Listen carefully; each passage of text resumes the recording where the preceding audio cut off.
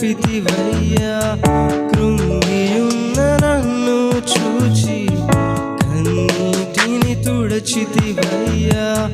కంటి పాపవాలే కాచి కరుణతో నడిపితివయ్యా. ఎల్ షదాయ్